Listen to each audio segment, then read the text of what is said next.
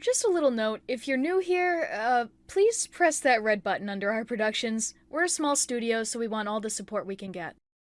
Right now, Persona 6 is one of those games that everyone seems to be talking about, but nobody really knows anything about. So Persona 6 is gonna come eventually. So naturally, you'd think I'd be pretty excited for Persona 6. I'm going to be focusing all on Persona 6. Persona 6. Persona 6. Persona 6. Persona 6. Screw it, we're going there. Okay, no, that intro's overplayed to death. The Persona franchise. It's quite fascinating how long we've been making productions, and never once have I made one relating to this series. I mention it, play music from the games. Heck, I even use gameplay in a handful of our productions. While I can't go over why this is the case, I do have a very special announcement regarding it later on. Anyway, what's this production about? Why am I talking about P6 now? Well, with the confirmation of this game's color, giving a small hint of what to expect from this next entry, people in the SMT community have all made their own predictions on what they want to see in this sequel. And that's where I come in. A lot of you might not know this, but I've recently played every mainline game in the series. And so with this understanding and how far the Persona franchise has gone, I'd like to overall give my own suggestions for what I want to see from this new title. Granted, some of these ideas are relatively unrealistic, borderline insane, but it's still fun to make these kinds of productions. Heck, I might do one for a Valkyr Chronicles 5, but that's a topic for another day. Treat this as a special way to wrap up the year. I will say though that there will be spoilers for these games here, just a heads up. With that said, this is my Persona 6 wishlist. If there's one thing that's undeniably great about the Persona series, it's the writing. While there's often the discussion on how good it is, the general consensus is that each game has their own unique strengths and weaknesses. But at the end of the day, it's hard to name any game that has a straight-up bad story. That's kind of why this was a pretty difficult section to write about. Coming up with a completely new cast, concept, conflict, themes, and how the personas would be implemented took me a while, and I kinda had to look over what others thought of for inspiration. However, there is one thing I do want this game to build off of, that being nostalgia.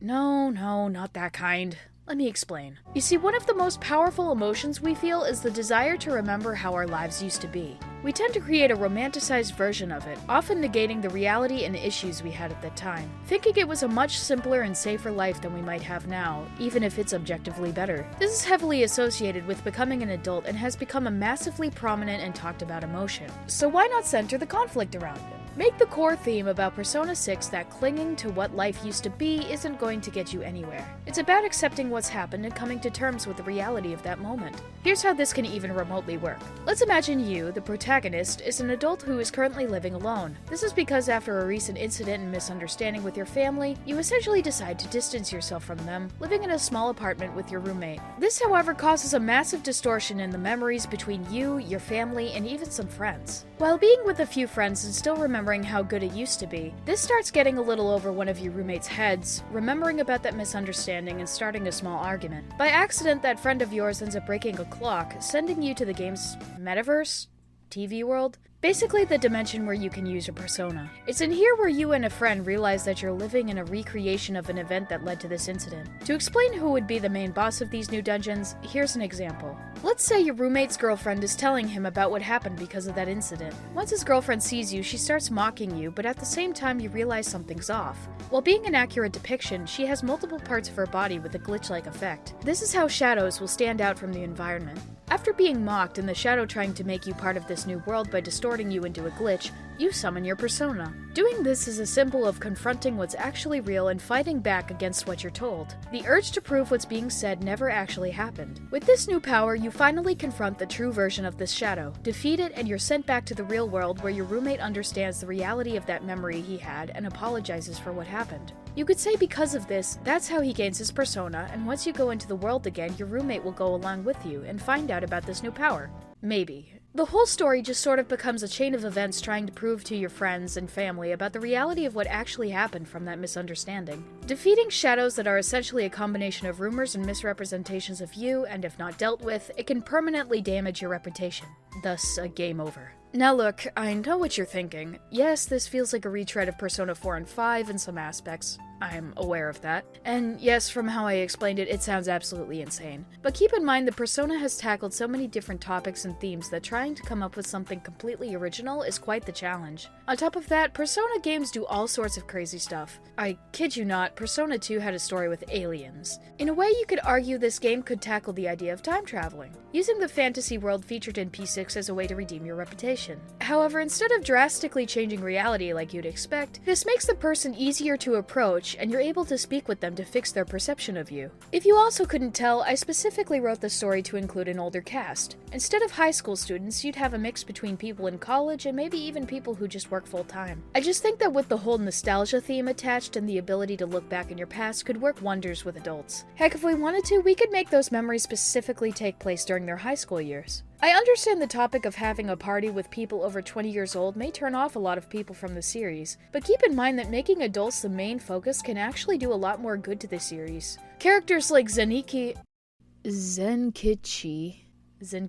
Maruki. Characters like Zenkichi and Maruki are, in my opinion, the best written characters in the franchise just because their conflicts stemming from the issues of being an adult. The stakes for their arcs are high, and they bring something new to the table for the main characters to solve. Not only that, these two are literal Persona users. That's not even mentioning Eternal Punishment's cast. There's absolutely no reason for Persona 6 not to go in on this. I haven't even gotten to the gameplay or other aspects like music and UI design, yet this is probably one of the most fun parts I had to think of. Anyway, I'll just go over a few other ideas I wrote down but wasn't able to fit. Think of these as neat concepts they could tackle. First off, this may come off as a little cheesy, but I really want the final boss to be a manifestation of yourself, but with that whole glitchy look I mentioned. I don't know, just the idea of a boss basically being you feels symbolic, especially with the themes of this story. You're trying to prove to your loved ones that you're not the person they see. What better way to do that than to fight with yourself and people's doubts about you? This one, of course, would turn into that massive god you need to defeat at the end. So let's say he's the one behind everything that was able to manipulate people's thoughts through their past. As for the mascot for this game, I kind of want to see a new take in what can be considered as one. The idea of having a uniquely designed party member has been a thing since Persona 3 with Aigis to a degree, but it wasn't until 4 and 5 where they went all out with the idea with Teddy and Morgana respectively. While I do think these two are great, it'd be nice to see P6 utilize a character that's not so cute looking. Imagine if the mascot is like a crow with a voice like this. This story is a work of fiction. Similarities between characters or events to persons living or dead in your world are purely coincidental. Just the idea of that thing helping you out while also being a bit of a father figure to you is quite charming. I was also thinking about what kinds of people who we'd get as social links, and here are some of them. Considering we have a story with college students as a focus, why not have an actual dropout? But despite that he's living relatively well as an athlete, his arc could be about proving to his family how far he's gone despite his parents sort of looking down on him. This could open up for a small request to change the perception of how that person's parents were taught, and make them more supportive for what he wants to do. Another one I'd like is an upcoming host who has just started out but is struggling with getting traction. We go back to his memories to change his perception to see this as more of a hobby that can eventually lead to success. These two aren't the best ideas in my opinion, but they do hold a candle for some unique characters based off of our current environment. But that's mostly about it in terms of stories. And oh geez, this went on far longer than I expected. Why don't we take a look at the gameplay side of things? Now, this is where it gets interesting. However, I do want to mainly discuss aspects that don't relate with the game's mechanics. Let's face it, the gameplay in P5 is insanely well made and polished. Keep demon negotiation, the all-out attacks, unique places, release the game on PC, the essentials. As long as they just keep a lot of that same punch and energy, P6 will be a very solid entry, no doubt. In terms of brand new additions though, this may be a little controversial, but I want Persona 6 to bring back the reverse and broken social link mechanic. For those who don't know, Persona 3 utilizes a system where if you don't hang out with the social link for a while, it has the chance to actually break and you'd be unable to continue it. I know that many will absolutely hate this and mean to death the idea of this in a new Persona game, but hear me out. Let's at least have this be part of a difficulty setting for those who want an extra challenge. Aside from that, there's not much else I can really say. Maybe bring back the other variations of physical attacks from Persona 1 and 2, but that's stretching it. When talking about the art direction though, oh boy, there's a lot I want to go over. So first off, one thing I always ask about Persona 6 is how is the UI going to look? One of the main things I adore about this franchise is just the way they make the graphic design in the menus. It makes each game so identifiable and memorable. There's a reason why we push this design in our productions too. So what do I have in mind for this exactly? Honestly, I feel like Persona 6 can benefit from a watercolor aesthetic. Take Valkyria Chronicles as an example. You can make the menus look like you're going through an old book, and you have animated splashes of paint for things like selecting an option. But I won't stop there. So initially when playing, the menus keep its painting style, right? Well, what if when going to that world I mentioned earlier, the UI starts making glitch-like animations that could even bleed out into the real world when in the middle of trying to save someone? But once you save them, the UI goes back to normal. It sounds really questionable on paper, but this can be a great way to inform the player how much time they have before it's too late. You can have the glitching get more aggressive the closer it is to the deadline. As mentioned earlier, I kind of want the places or memory worlds of this game to commit with the same aesthetic. Make the world very lively and look like a painting, but because of the shadows it's slightly distorted and over time it'll get worse. Now let's get on to the soundtrack. When thinking of what its music would be, I don't know why, but I always lean into a combination of rock with very minor additions of techno. Personally, I really don't like when music sounds computer-like. However, in the case of P6, I do want to see the utilization of that kind of music along with an electric guitar. If you want a true example of how we would want that to sound, I would highly suggest hearing the Persona 5 Royal Poke Rap. It's no joke exactly how I picture P6's music. And actually, that's about it. There's not much I can comment on here since most of my ideas came from the story, but in all seriousness, there's still so much potential for other things they can do to mix up the gameplay style. There's no real limit for what they could do from here on out.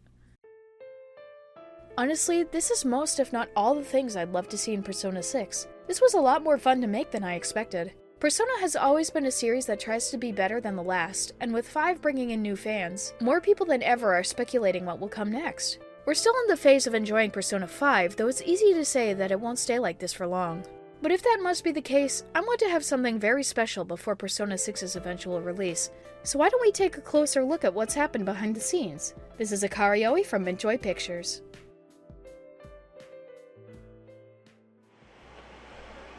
Are we live?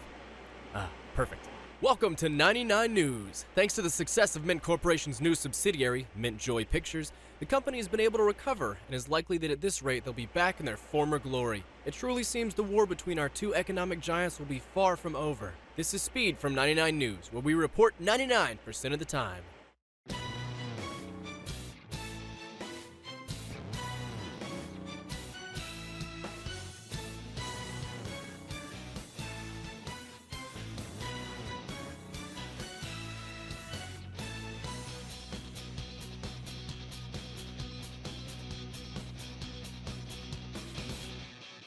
Persona-thon? Yeah, just think about it. Reviewing all mainline Persona games? There's so much potential. What do you say? Should we do it? Alright, I'll do it. Wow, it feels like it was yesterday. It's honestly amazing to believe what came from this entry. It's because of this game. Just how the heck did this happen? I can't believe I'm actually doing this. This alone made me take back what I used to say. This just might be what I think is the series' peak. It's been a while, hasn't it? Akane, what do you want? Oh, I wonder if he's told you about our history. Minty, what did Akane mean by that? You see, Miss Aoi, there's a few things you don't know about our families. And that gives you a reason to hide it from me? I thought you weren't like the others. Do you feel like you're being valued enough? You are the reason the company's so successful after all. I don't need to be a famous celebrity to be happy. If I'm going to be doing this, I want to go all out. That's how we ended up where we are now. Jesus, who even let these kids take control of their companies in the first place? What do you prefer? Find your true worth as a host, or be stuck with him?